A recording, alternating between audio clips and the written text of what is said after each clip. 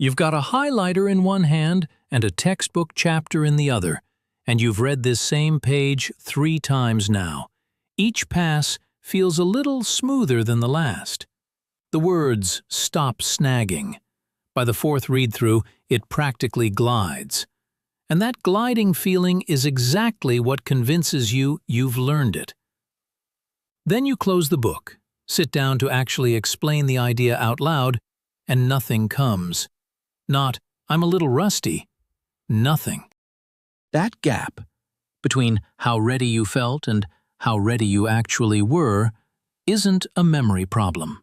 Research suggests it's a measurement problem, and your brain is using the wrong instrument.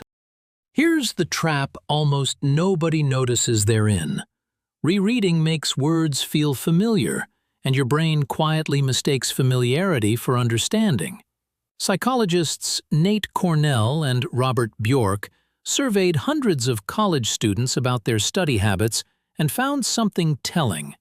Most students reread constantly, and when asked why, the majority weren't doing it because they thought it worked better. They were doing it because it felt reassuring. Recognizing a sentence you've seen before and actually being able to retrieve it from scratch are 2 different mental operations, and rereading only ever trains the first one. That gliding feeling on your 4th pass isn't mastery, it's your brain getting better at recognizing the page, not the material. So if rereading is the illusion, what's the fix? Psychologists Henry Roediger and Jeffrey Karpicki ran a now famous study where students learned a passage one of 2 ways. One group reread it 4 separate times, the other read it once, and then spent the rest of their time trying to write down everything they could remember, with no feedback given. 5 minutes later, the rereaders looked like the clear winners. A week later, the results had flipped completely. The group that struggled to recall the material from memory retained far more than the group that had simply reread it. The act of forcing your brain to retrieve something, even imperfectly, appears to strengthen that memory more than passively reviewing it ever does. Closing the book and quizzing yourself isn't a way to check what you've learned.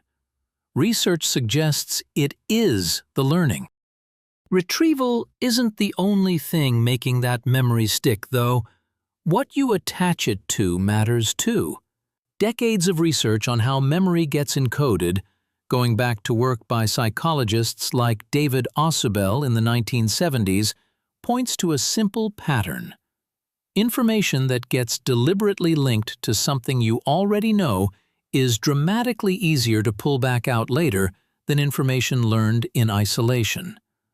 A new concept sitting on its own is one thread. The same concept tied to 3 things you already understand is a web, and a web survives losing any single strand. So the question worth asking after you learn something new isn't just, can I repeat this back? It's, what does this remind me of, and where does it attach to what I already know? Here's a second habit worth reconsidering: the all-nighter, or the weekend cram session before a deadline. A large-scale analysis by researcher Nicholas Cepeda and colleagues, reviewing hundreds of studies on how timing affects memory, found a consistent pattern. The same total study time produces dramatically better long-term retention when it's spread across multiple sessions, instead of crammed into one. Cramming can get you through tomorrow's test. It does very little for what you'll remember next month. The spacing itself seems to be doing the work. Each time you let a memory fade slightly and then pull it back, you're rebuilding it a little stronger, the same way a muscle rebuilds after a session, not during one continuous flex.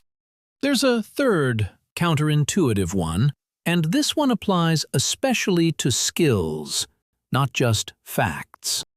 Researchers Doug Rohrer and Kelly Taylor gave students math problems to practice in one of 2 orders, grouped by type, all of one kind followed by all of another, or mixed together so students never knew which kind was coming next.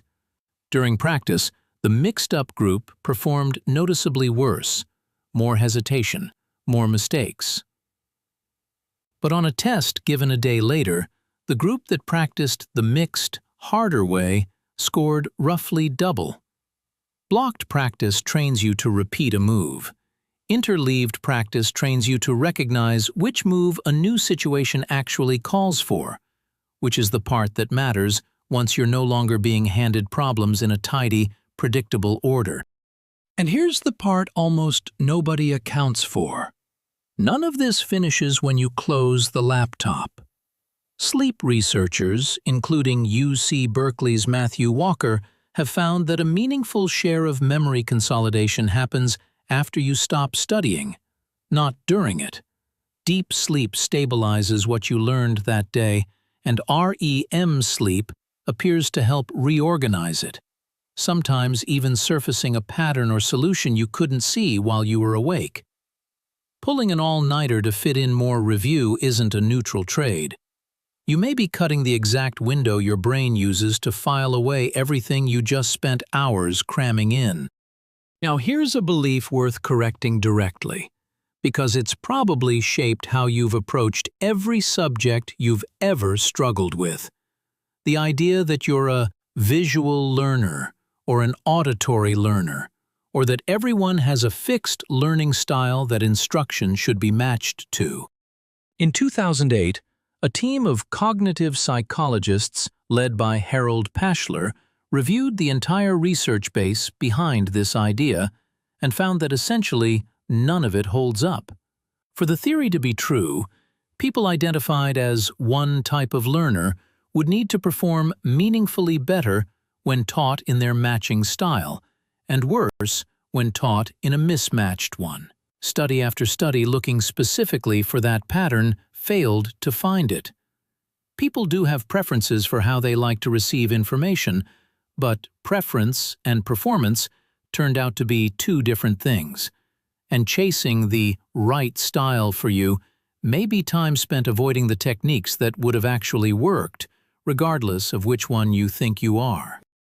So here's what the research actually points to, put together. Close the book and test yourself before you feel ready.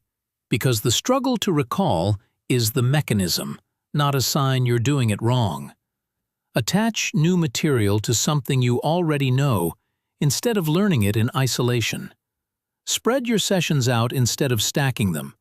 Mix your practice instead of blocking it.